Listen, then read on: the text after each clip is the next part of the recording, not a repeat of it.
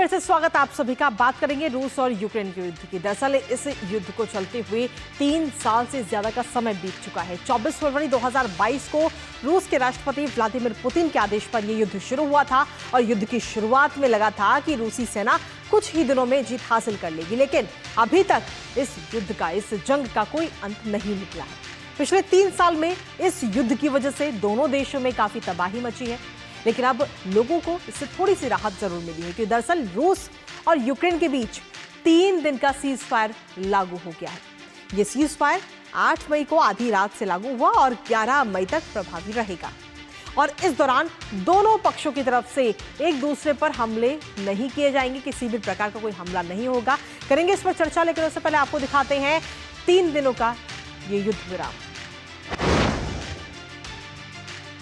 तो 3 दिन के लिए ये युद्ध नहीं होगा। 8 से 11 मई तक यानी कि 72 घंटे का ये सीज फायर इस वक्त लगाया गया है। कीव समेत यूक्रेन के जो बड़े शहर हैं उनमें से किसी पर भी हमला नहीं होगा, ये आपसी सहमति हो पाई है।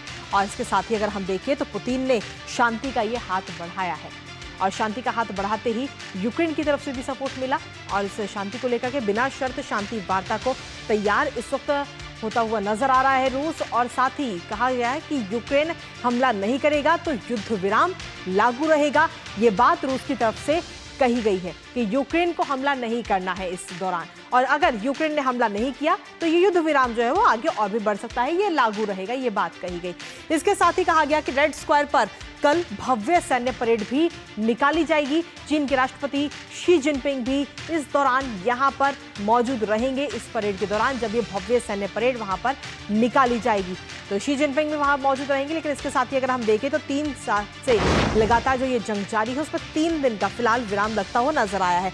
यूक्रेन ने हालांकि युद्ध विराम ठुकरा दिया है और कहा है कि सीज फायर मानने को यूक्रेन तैयार नजर नहीं आ रहा। रूस के संघर्ष विराम को प्रचार का हथकंडा यूक्रेन की तरफ से बताया जा रहा है कि ये सिर्फ रूस जो है अपना प्रचार कर रहा है, शांति का ही प्रचार कर रहा है।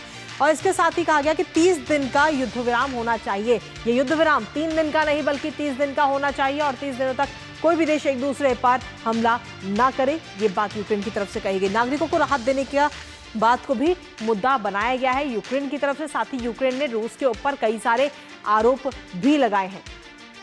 यूक्रेन की तरफ से कहा जा रहा है कि पिछला सीज फायर तोड़े गए थे रूस की तरफ से, ईस्टर पर भी रूस ने ही उल्लंघन किया है, ये बात लगातार कही जा रही है। पिछले सीज फायर की बात कही गई। हमारे साथ हमारे सहयोगी अखिलेश सुमन इस वक्त जुड़ रहे हैं, सीधा उन्हीं का रुख करते हैं ताज़ा अपडेट के साथ। अखिलेश, फिलहाल क्या कुछ ताज़ा अपडेट है आपके पास में? 3 सालों से ये जंग लगातार जारी है, दोनों देशों को काफ़ी नुकसान अभी तक हो चुका है, लेकिन अब फिलहाल अगर हम देखें तो 3 दिनों का ये युद्ध विराम।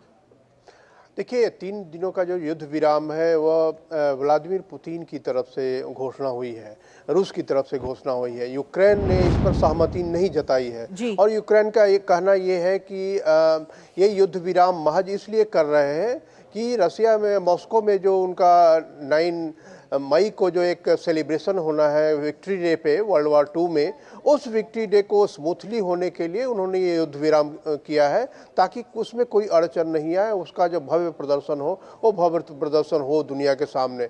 तो जेलेंस्की का ये कहना है। उन्होंने ये कहा है कि देखिए, हम इस बात की भी कोई गारंटी नहीं लेंगे कि अगर उसमें कोई भाग लेने जाता है तो वो सुरक्षित रहेगा, ये गारंटी रूस को करनी चाहिए।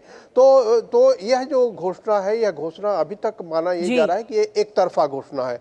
निश्चित तौर पे हो सकता है कि जेलेंस्की जिस तरीके के गेस्ट वहां जाएंगे वैसे में जेलेंस्की या यूक्रेन की तरफ से कोई ऐसी घटना को अंजाम न दिया जाए, क्योंकि बड़े बड़े नेता वहां जाने वाले हैं, यहाँ तक कि चीन के राष्ट्रपति भी जाने वाले हैं, तो इसलिए वहां पे कोई हमला नहीं हो। लेकिन जो सीमावर्ती इलाके हैं जहाँ पे लड़ाई अभी भी चल रही है, वहां पे कोई जेलेंस्की की तरफ से हमला नहीं होगा, इस बात की कोई गारंटी नहीं है। तो निश्चित तौर पर ये युद्ध विराम अभी तक एक तरफा है, क्योंकि पिछली बार भी जब युद्ध विराम मॉस्को की तरफ से घोषणा किया गया था तो वो युद्ध विराम लागू नहीं हुआ।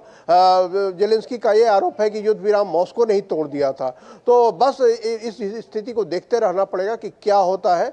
3 दिन का है, ये देख रहे हैं कि 3 दिन में क्या होता है। निश्चित तौर पे ट्रंप का भी दबाव रहेगा जेलेंस्की पे कि इस बीच में कोई वो ऐसी कोई घटना को अंजाम न दे। लेकिन निश्चित तौर पे जब से मिनरल डील हो गया है अमेरिका के साथ, जेलेंस्की के भी हौसले थोड़े बुलंद हुए हैं और वो लगातार खुलकर बात कर रहे हैं कि जो भी समझौता हो वो अस्थायी समझौता हो, और अस्थायी समझौते भी नहीं, 2-3 दिन के समझौते का कोई मतलब नहीं है। तो अब देखना होगा कि 3 दिन में क्या स्थिति रहती है। अगर जेलेंस्की मानते हैं तो निश्चित तौर पे एक अच्छी खबर होगी, क्योंकि तब पुतिन को भी समझाना आसान होगा ट्रंप के लिए कि आपने जो घोषणा की है उस घोषणा को जेलेंस्की मान रहे हैं। लेकिन इसके साथ ही अगर हम देखें तो ट्रंप लगातार ये कोशिश कर रहे हैं कि रूस और यूक्रेन के बीच जो ये जंग है उस पर जल्द से जल्द विराम लग सके। और अब ये 3 दिनों का युद्ध विराम की बात रूस की तरफ से कही गई, और रूस ने यह भी कहा है कि अगर यूक्रेन युद्ध नहीं करता है, यूक्रेन की तरफ से हमला नहीं किया जाता है, तो हम भी हमला नहीं करेंगे। फिलहाल बहुत बहुत शुक्रिया अश्विनी, तमाम जानकारी और अपडेट्स हमारे साथ साझा करने। और इसी बीच